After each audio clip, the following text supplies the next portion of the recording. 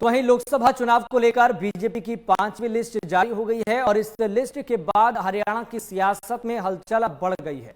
सूत्रों की माने तो बीजेपी के कद्दावर नेता और पूर्व गृह मंत्री अनिल विज की बतौर डिप्टी सीएम ताजपोशी हो सकती है। रिपोर्ट आप देखिए।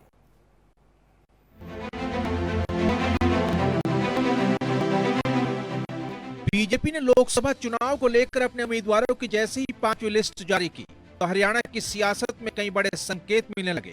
हरियाणा में बीजेपी कद्दावर नेता और पूर्व गृह मंत्री अनिल विज को लेकर बड़े कयास लगाए जा रहे हैं। सूत्रों की माने तो अनिल विज उप मुख्यमंत्री बनाए जा सकते हैं। दरअसल रणजीत सिंह चौटाला को बीजेपी ने हिसार लोकसभा सीट से चुनावी मैदान में उतारा है, जिससे कयास लगाए जा रहे हैं कि रणजीत सिंह चौटाला मंत्रिमंडल से इस्तीफा देंगे और उसके बाद अनिल विज की बतौर डिप्टी सीएम ताजपोशी हो सकती है। क्योंकि अनिल विज के घर जाकर हरियाणा के नवनियुक्त सीएम नायाब सिंह सैनी मुलाकात कर चुके हैं और सीएम नायाब सिंह सैनी अनिल विज को अपना बड़ा भाई बताते हैं।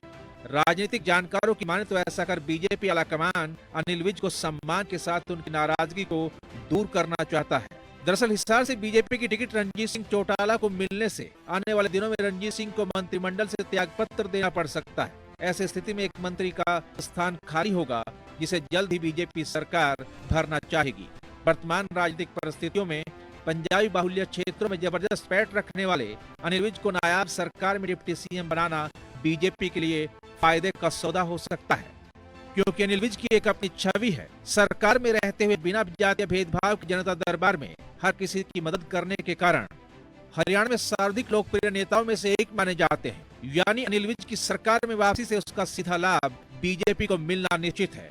वहीं जानकारों की माने तो हरियाणा की 10 लोकसभा सीटों में से भारतीय जनता पार्टी द्वारा 4 सीटों से उम्मीदवार घोषित करने में देरी करने के पीछे पार्टी की बेहद कूटनीतिक सोच और रणनीति का हिस्सा था। ऐसा हम नहीं बल्कि लगातार बदले राजनीतिक समीकरण खुद बयां कर रहे हैं। कुरुक्षेत्र लोकसभा से कांग्रेस की टिकट पर 2 बार सांसद रहे नवीन जिंदल और निर्दलीय रूप से सिरसा विधानसभा से चुनाव जीतकर विधायक बने रणजीत सिंह चौटाला, जो भारतीय जनता पार्टी की मनोहर पार्ट 2 सरकार में और फिर नायब सरकार में कैबिनेट मंत्री के पद से नवाजे गए, उन्हें बीजेपी का दामन थाम लिया। नवीन जिंदल को कुरुक्षेत्र से और रणजीत सिंह चौटाला को हिसार से बीजेपी ने उम्मीदवार बनाकर साफ संकेत दे दिए कि उनका 400 पार का नारा यूं ही हवा हवाई नहीं है। वहीं रणजीत सिंह चौटाला बेहद परिपक्व और सुलझे हुए नेता माने जाते हैं। जाट समाज में मजबूत पकड़ रखने वाले रंजीत पूर्व उप प्रधानमंत्री और किसानों के मसीहा माने जाने वाले चौधरी देवीलाल के पुत्र हैं, इसलिए जाट समाज में उनका काफी सम्मान है।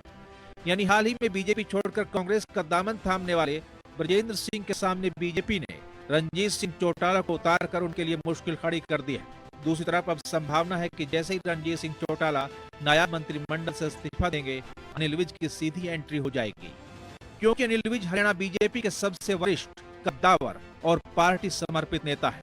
पार्टी के लिए उनका बलिदान और संघर्ष जग जाहिर है। बड़े आंदोलन में विपक्ष में रहने के दौरान उनकी बड़ी भूमिका रही है। वरिष्ठ नेताओं के आगे आड़कर उन्होंने पुलिस की लाठियां खाई। इसके साथ साथ मंत्री रहने के दौरान प्रदेश भर से उनके दर पर आई हुई जनता उनकी भारी मुरीद है। पंजाबी समाज में भी उनका काफी प्रभाव है। मंत्रिमंडल में उन्हें जगह न मिल पाने के बाद प्रदेश भर में उनके हक में जनता की आवाज सुनाई दे रही है। पंजाबी समाज के मनोहर लाल के मुख्यमंत्री के पद से हटाए जाने और अनिल विज को मंत्रिमंडल में जगह न मिल पाने से पंजाबी समाज में भारी रोष है, जिसका नुकसान बीजेपी को हो सकता है। यानी अगर कहें कि विज की अनदेखी से एक बड़ा साइलेंट वोटर बीजेपी के खिलाफ जा सकता है, जिसे दूर करने के लिए बीजेपी आलाकमान ये कदम उठा सकता है। वहीं अगर आंकड़ों की बात करें तो हरियाणा की 90 विधानसभा सीटों में से 15 से 18 सीटों पर विज का काफी प्रभाव माना जाता है। 3 लोकसभा सीटों पर उनकी केवल चुप्पी बीजेपी के लिए मुश्किल खड़ी कर सकती है, क्योंकि नायब सैनी को मुख्यमंत्री बेशक बना दिया गया हो, लेकिन एक बड़ा टास्क नायब सैनी के सामने खड़ा हो चुका है। सभी 10 लोकसभा सीटें जीत कर देना और फिर विधानसभा चुनाव में सरकार बनाकर केंद्रीय नेतृत्व को खुश करने की भी बड़ी जिम्मेदारी उनके कंधों पर है। तो अब देखना ये होगा कि छोटे भाई अपने बड़े भाई को कोई तोहफा देने की तैयारी कर चुके हैं या नहीं।